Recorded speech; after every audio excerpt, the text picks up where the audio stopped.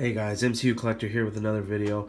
My apologies right now, I am feeling a little sick, but just my latest pickup I wanted to share with you guys. It's the Marvel Diamond Select Spider-Man Homecoming Spider-Man figure.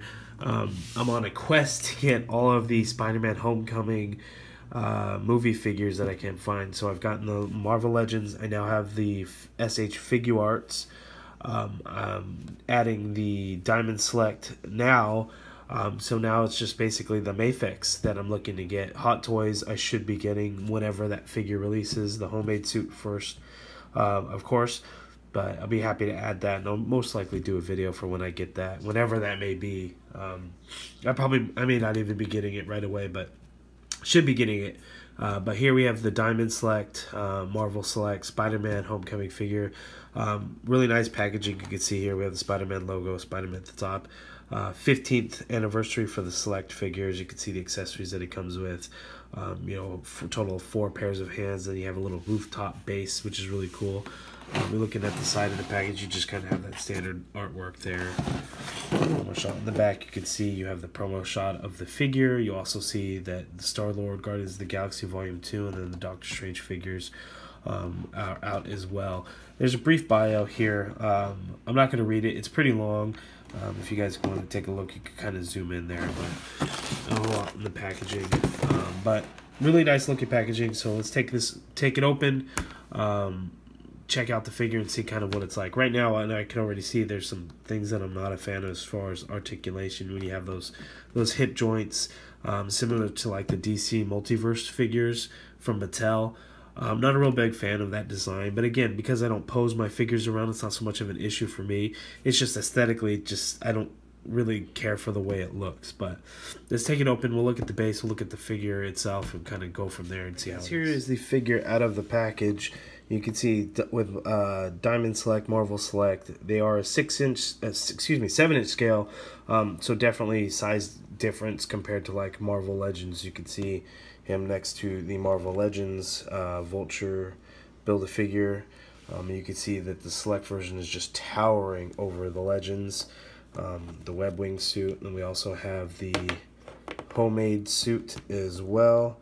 And you can see again just towering over him. And then also the SH Figuarts version. This one only comes up to about his shoulder, which is a crazy size difference. But I kind of like the brighter blue on the Select versus the Figuarts has that real darker blue. But at least on the Figuarts, you actually have the line work in the blue. The same with the Legends. At least the Legends has that as well. You can kind of see in the paint, in the legs.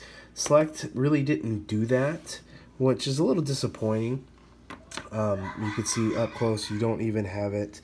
You can kind of see the texturing in the legs, but you don't see any of that line work there. So that's too bad. It's unfortunate.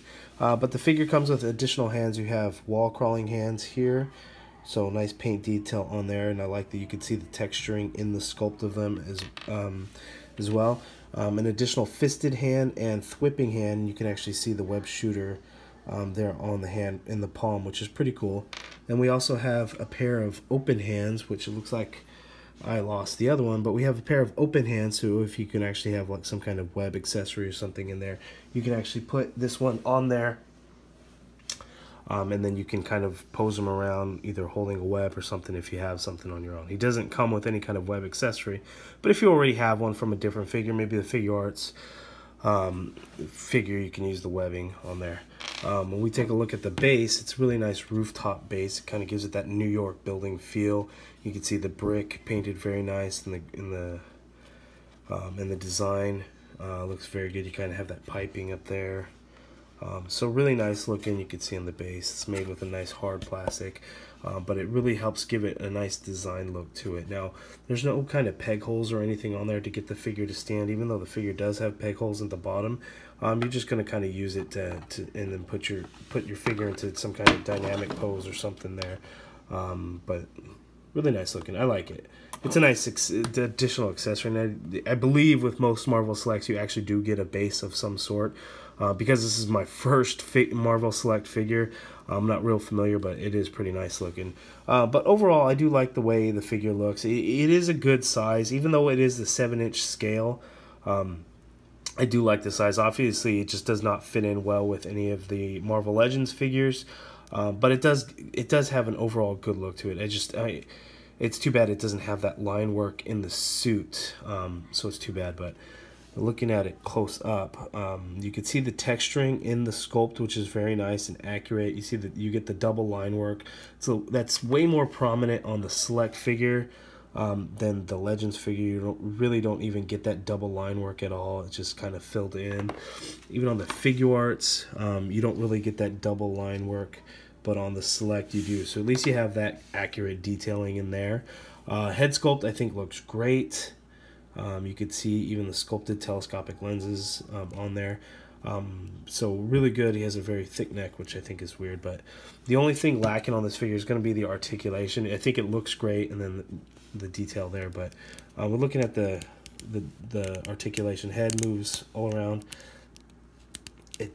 There's a hinge, but you know, it's really hard to get him to move. So yes, he looks down a little bit, but it's hard to kind of really get that there. He can look up like so. It's just really stiff, so you kind of want to loosen that up.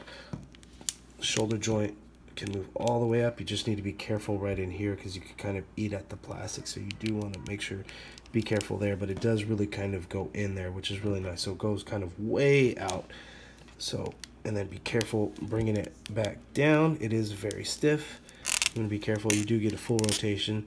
One thing I definitely noticed also is Marvel Select goes that extra mile and paints those hinges. Even though the paint's going to really chip away, it's nice that they put in that effort versus like Legends where you don't see that effort at all. So that is really nice. But we have an upper bicep cut. It actually does have a double jointed elbow, which works very nice because how many figures can you get into that pose? And that's just the one joint. If we can get both of them going,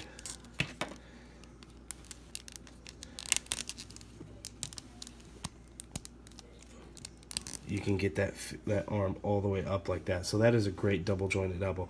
Now it's an ugly looking joint because no one's elbow, it looks natural like that, but very good range of motion with that double jointed elbow. So that is very nice. No, the wrist does swivel. There is a hinge as well. As far as removing the hands, they just kind of pop out just like any Legends figure, and you can pop in any hand that you would like. Which, let's make sure we get a left hand, because how that would be odd. So put the fisted hand on there. It's a right hand. Left hand was already on there. Let's get the thwip hand and just ports in there, and you can see he has the web shooter there. So very nice. There is a diaphragm joint which does give you some pivot to it. So decent range of motion there. He doesn't move back too much. You can see where the sculpt ends. So it's only ever so slightly. As far as going forward, a little bit more decent. Usually with Spider-Man just being so agile, you want a little bit more range of motion. It's better, but it's better than nothing. There's no waist cut or waist swivel at all. It's kind of odd the way it looks here. You could see like there's where the figure is put together. But we have the legs will move out pretty far, and you can see there's kind of creating some gap openings, so you don't want to do it too far. But it has that weird hip joint, but it does get the legs to move out pretty far. They do kick forward, so it kicks forward that much, moves back quite a bit, which is very unnatural, but there's a lot of range of motion in there. There is an upper thigh cut there, which is very stiff as well. You get double jointed knee, which gives you great motion. Not the best looking of joints, but definitely not bad. There's no no shin swivel or boot cut at all, but the foot does hinge down, hinges up, so good motion hinging up. And then we also do have nice ankle pivot similar to the Marvel Legends. So very good looking figure. Aesthetically, posability, I think it is limited because you don't have like the waist swivel, the way the legs look, and that hip joint is very odd. But aesthetically, it is a very good looking figure with the base. Very nice. The interchangeable hands. This is a nice touch. So I'm very pleased with it. It being my first Marvel Select, I am happy with it. Probably going to be the only one, only because it is a Spider-Man figure, with him being my favorite character. Homecoming being my favorite Spider-Man movie, possibly one of my favorite comic book movies of all time. Obviously, I'm kind of collecting all the different Marvel Legends Spider-Man Homecoming figures there are. Still waiting on a MAFEX. Eventually pull the trigger on him, but not quite yet. But I did get the SH Figuarts as a gift, so I'm very pleased and happy with that. But there's Marvel Select. So thanks guys for watching. Don't forget to subscribe if you have not already done so. Like the video. If you have any questions, leave a comment down below. Thanks.